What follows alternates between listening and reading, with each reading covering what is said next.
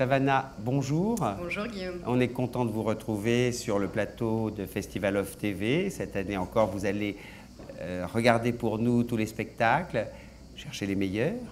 Et décortiquer. Et voilà. Alors, aujourd'hui, vous avez été voir un spectacle qui s'appelle La Leçon. Où ça? Au Vieux Balancier à 17h15. Eh bien, je vous propose qu'on regarde d'abord quelques images et on en parle ensuite. Qu'avez-vous donc? J'ai mal au dos, monsieur. Cela n'a pas d'importance, nous n'allons pas nous arrêter pour si peu de choses.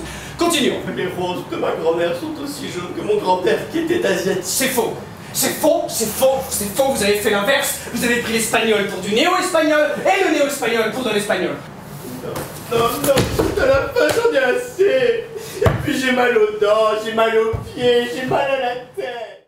Alors, Savannah, vous allez me frapper parce que La Leçon de Ionesco, je sais bien que c'est un grand auteur, mais moi je connais La cantatrice chauve, je connais Le rhinocéros, je ne connaissais pas celle-là. Alors c'est vrai que c'est une pièce qui est peu connue de Ionesco, mais qui est assez intéressante pour diverses raisons que j'expliquerai ensuite. Alors tout d'abord pour vous raconter un petit peu l'histoire de La Leçon.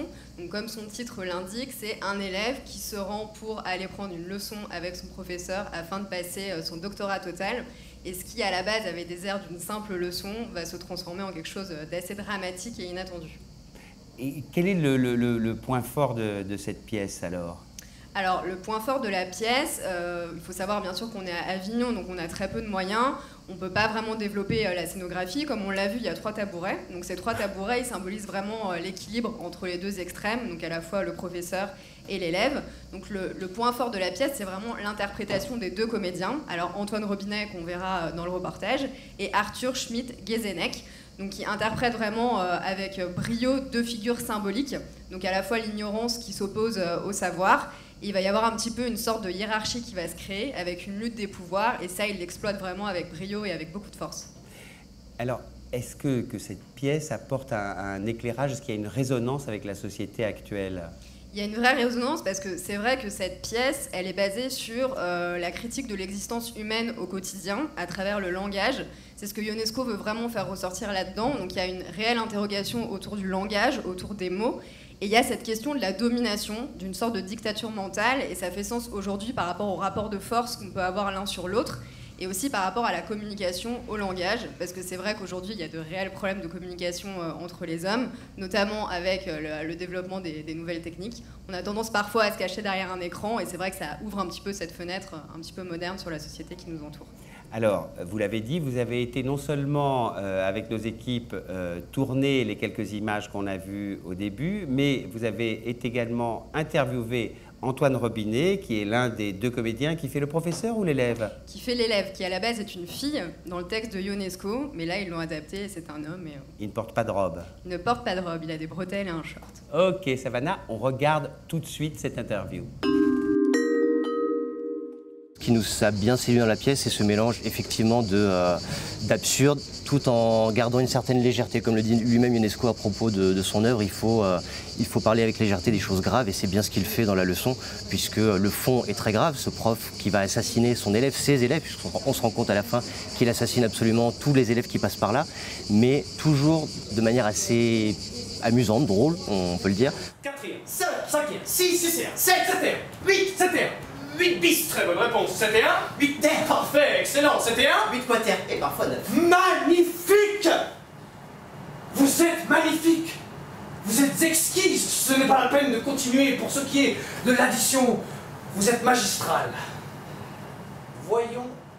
Il y a un contact entre le prof et l'élève, mais très vite, à partir du moment où le petit incident du mal de dents apparaît, le professeur n'en a plus rien à faire et continue quoi qu'il arrive. En fait, quoi qu'il se passe, il pourrait presque n'y avoir personne en face de lui qu'il continuerait parce que c'est sa parole qui compte. Et donc peu importe qu'il y ait quelqu'un, et de toute manière, ça finira par un meurtre, que la personne soit là ou non, presque. Alors Antoine Robinet, vous faites Avignon depuis 10 ans, c'est énorme. Alors Avignon, c'est vraiment le marché du théâtre, la Mecque du théâtre. Qu'est-ce que ça représente pour vous? C'est une nécessité, c'est un rendez-vous, c'est le plaisir de rencontrer plein de publics divers? C'est aussi effectivement une nécessité parce que c'est quand même la vitrine théâtrale, le grand rendez-vous pour tout le monde, et avec évidemment l'envie et l'espoir d'être vu et de revendre les pièces. Et donc c'est là qu'on fait les reventes pour l'année.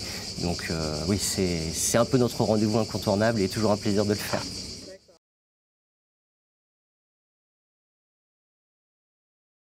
Alors Savannah, je découvre les images à l'instant et je vois comment vous choisissez vos comédiens, parce qu'Antoine Robinet n'a pas du tout le look du lavabo, hein, le décolleté puissant à la Bernard-Henri Lévy, la l'œil qui frise. Un petit côté glamour, oui. Voilà, vous assumez. Tout à fait. Alors, vous aimez, je crois aussi, la compagnie qui l'a fondée. C'est quoi cette compagnie? C'est la compagnie Les Perspectives, donc, qui a été créée en 2005 et qui est basée dans une petite ville des Yvelines qui s'appelle Andrézy. Et en fait, il fonctionne toujours avec le même metteur en scène qui s'appelle Bruno Desroux. Et moi, j'avais découvert Antoine Robinet dans le journal d'un fou de Gogol, qui jouait toujours au Vieux Balancier il y a quelques années. Et ils reprennent à nouveau cette pièce cette année dans le festival, toujours avec Antoine Robinet. Et ils ont une seconde pièce qui tourne, donc qui est au théâtre de la Porte Saint-Michel à 14h30, une pièce de Nathalie Sarraute, Pour un oui ou pour un non. Alors cette fois, il n'y a pas Antoine Robinet dedans. Déception, hein, grosse Savannah. déception, bien évidemment. Mais il y a son partenaire de scène dans la leçon, qui est Arthur Schmidt-Gezenek. Et qui est bien aussi. Qui est très bien. Non, je ne disais pas physiquement, je disais en tant qu'acteur. Très bien physiquement, en tant qu'acteur, dans le rôle du professeur. Allez, pour terminer, je vous taquine, un petit mot du Vieux Balancier. Est-ce qu'il y a d'autres pièces que vous avez déjà eu le temps de voir, parce que vous êtes là dès le début, ou que vous avez envie d'aller voir? Alors, deux pièces qui donnent vraiment, qui poussent à la curiosité, qui donnent vraiment envie. Alors, une première qui s'appelle Tolérance, qui est sur la condition de la femme pendant la guerre d'Algérie. Donc, c'est un sujet qui revient pas mal en ce moment dans le festival. Et c'est Petit Rien, donc, qui est une comédie interactive, donc, où vous pouvez participer et qui interroge également le théâtre. Merci Savannah, on vous retrouve demain pour une nouvelle chronique. Merci Guillaume.